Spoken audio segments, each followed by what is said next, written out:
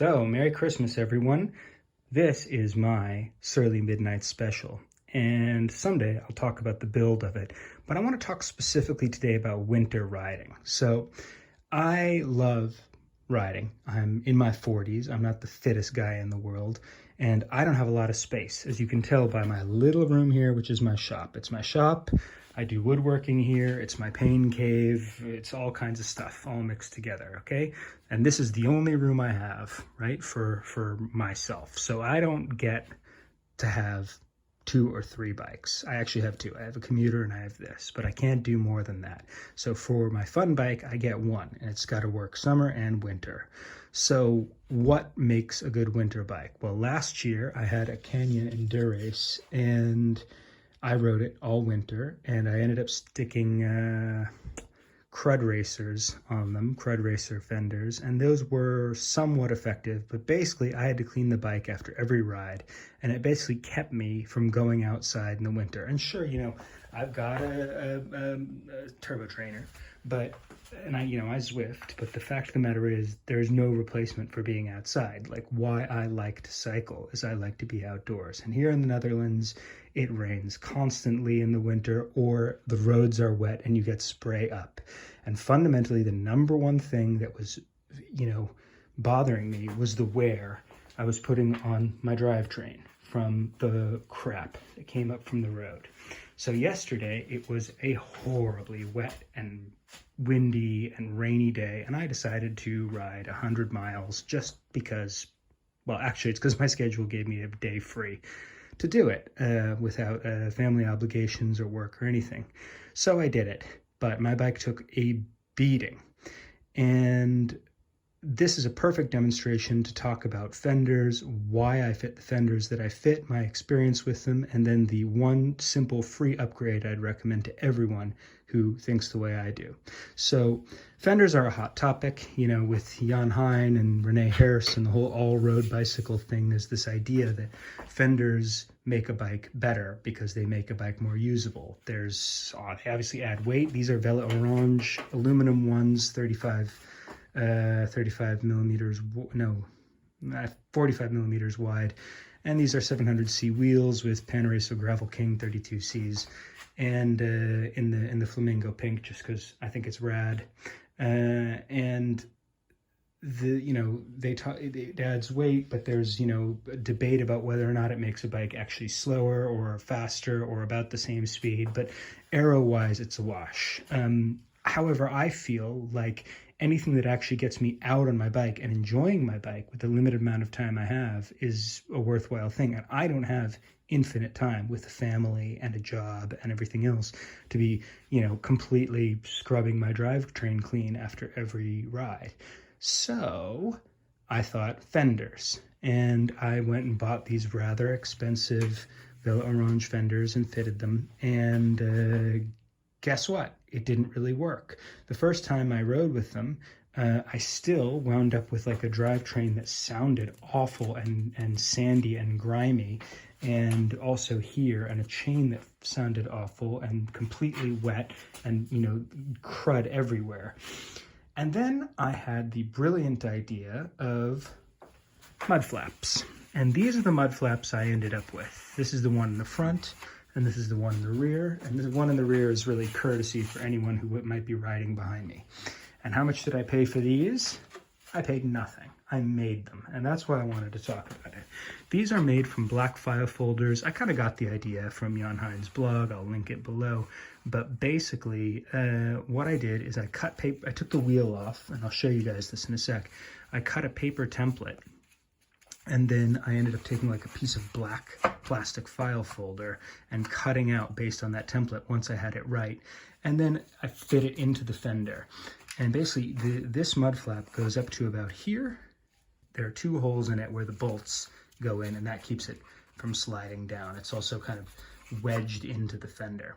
So how effective was it? I rode 100 miles in terrible conditions yesterday. How effective was it? Well, first let's see places where it didn't work. As you see here, there's plenty of crap on the back of the fender. I don't even know how this got here. Plenty on the seat stay. I think this is crap that was like picked up, carried around the side on the wheel, and then hit the fender this way. So there's still clearly plenty that wound up in the drivetrain, way more than I'd like. So my task to make a drivetrain preserving solution for the winter is definitely not complete. But let's have a look at what this mud flap did.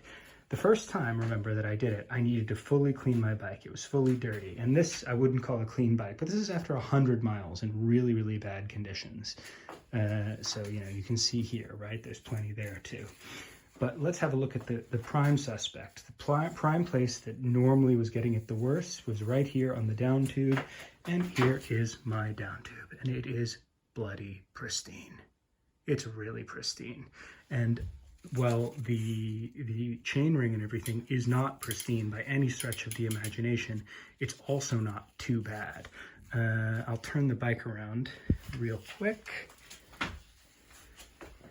And we'll look at the other side. You can see that is not too shabby. Considering the state of the rest of the bike, that's pretty clean. My toes were absolutely freezing, but that was from the rain coming down on them. But my overshoes and my shoes were, you know, pretty clean given the ride that just happened. So this is a very, very effective little free solution. So the other way to tell about how your drivetrain is to listen to it. And as I turn this around,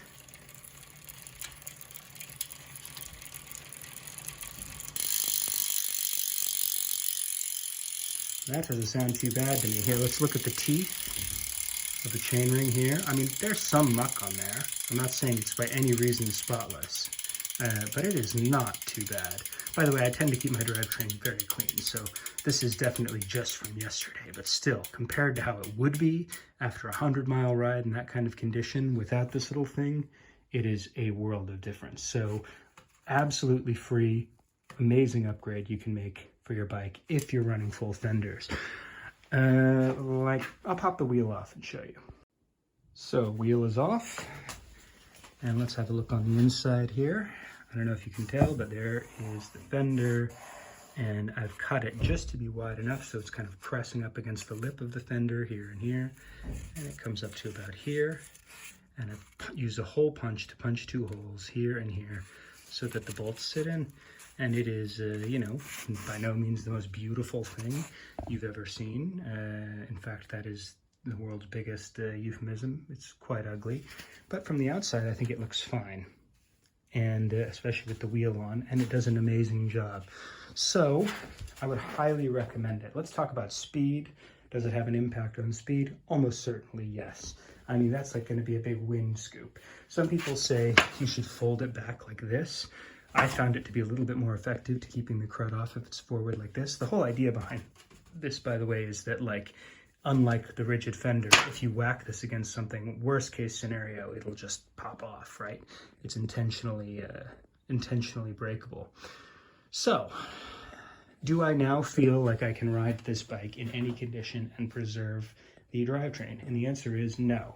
While this is a big step forward, there's still a huge amount of crap. Like, you can look here on the brakes there, if it'll focus on the brakes, on the hub. You can even see there's some sand there on the teeth of the chainring. And yeah, I mean, just look at the brake here on the front. I mean, that is a nightmare. So I'm gonna clean all this up, of course, but I still feel like I don't have a full solution. So I don't know, maybe I'm gonna look for fenders that come down further. I don't know that I wanna do a lot less clearance than I have. This feels pretty tight, and I don't think I'd want to get much tighter than that. Or maybe I'm gonna have to design something, especially back here for the spray that comes up. If anyone looks in the comments and has any ideas about ways to better protect my drivetrain during wet winter riding, I'd really appreciate it. Also, if anyone would like to, you know, hear me talk a bit more about bikes, how I ride, and what I do to my bikes, you know, let me know.